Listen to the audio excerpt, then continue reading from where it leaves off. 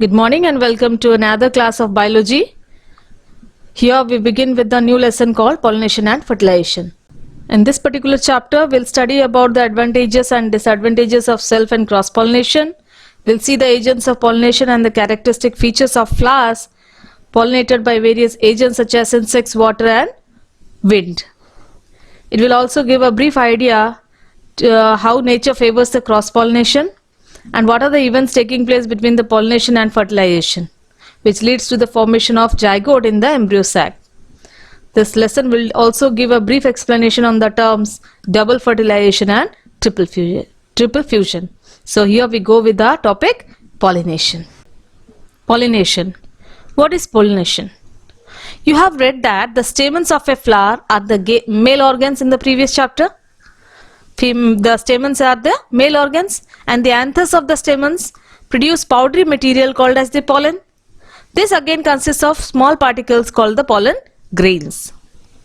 Each pollen grain consists of nuclei and it participates in the reproduction. It means this is the male part of the flower which initiates the reproduction.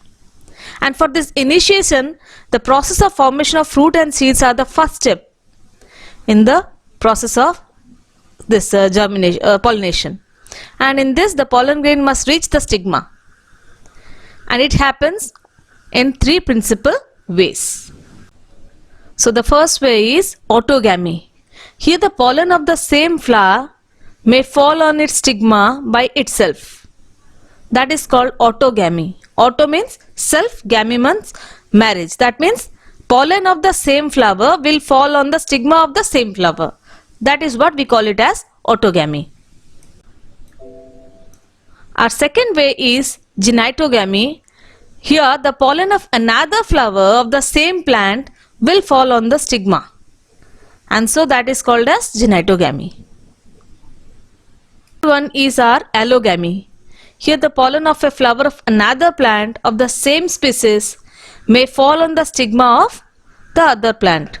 This transfer can occur through the winds, insects or any other agents. And so the term used for this transfer is also called as cross-pollination. Come with the definition of pollination. What is pollination? Pollination is the process of transfer of pollen grains from anther to the stigma. And this is occurring between plants of the same species.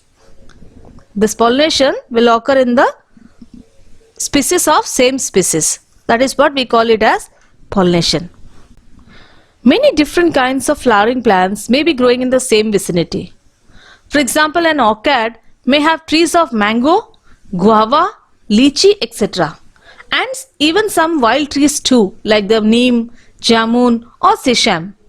They may also be growing in the neighborhood.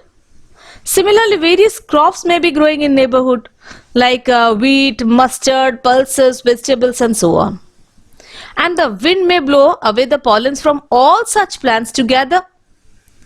Thus, the flowers of a particular plant may receive all the kinds of pollen and of its own kind as well. It will receive its own kind as well as the pollen of other plants. So similarly, the insects like bees and butterflies generally do not discriminate between the plants and they too collect the nectar from all kinds of flowers. In the process, the insects are carrying different types of pollen on their bodies. Therefore, the stigma of the flower of any particular plant receives pollen of its own species as well as others. So, it's said that in a particular place, different types of wild trees, different types of flowering plants, different trees from crops will be growing in one place. Still, the wind or the insects, they cannot discriminate between them. And all the types of pollen may fall in any species of flowers.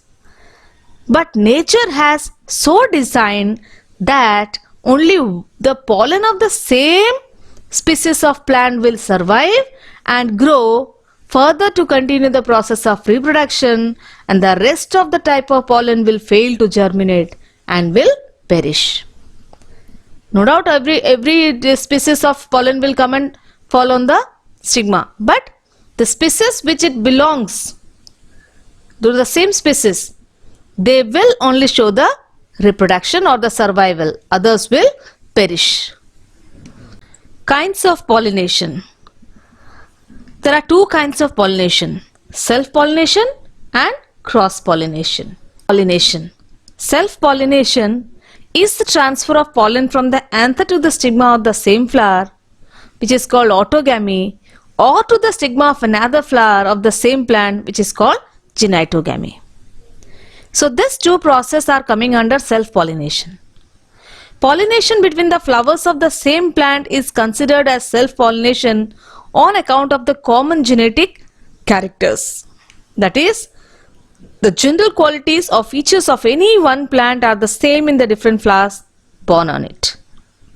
But in some rare cases, such as in pansy, some flowers growing close to the ground level do not open at all, and the anthers and the stigma lie close to each other, which mature at same time, and self-pollination is assured. That is what we call it as self-pollination. When can self-pollination occur?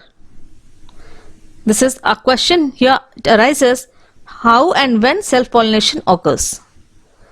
So this occurs in two steps, that is bisexuality, homogamy. So what is this bisexuality? Bisexuality. Self-pollination can occur in bisexual flowers. What is bisexual flowers? We have already discussed in the previous lesson.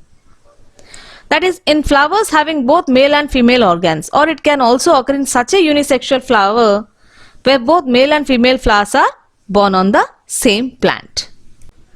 Homogamy.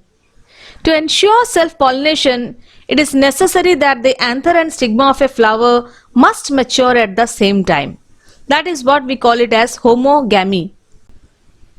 Advantages of self-pollination. It is much sure in such bisexual flower where stamens and carpels mature at the same time. This is first advantage of self-pollination. Here the parental characters are also preserved. There are no wastage of pollen grains. Even a small quantity of pollen grain is sufficient to have fertilization. The flowers need to be large and showy.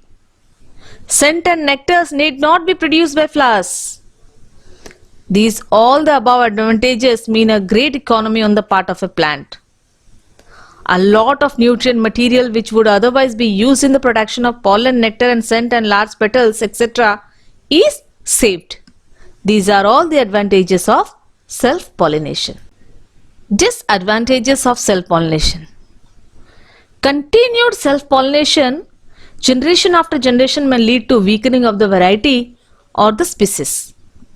The seeds produced through it are of poor quality and give rise to less vigorous offspring. That means the quality of the offspring which is given will not be of good quality. The weaker or defective characters of the variety or breed cannot be eliminated.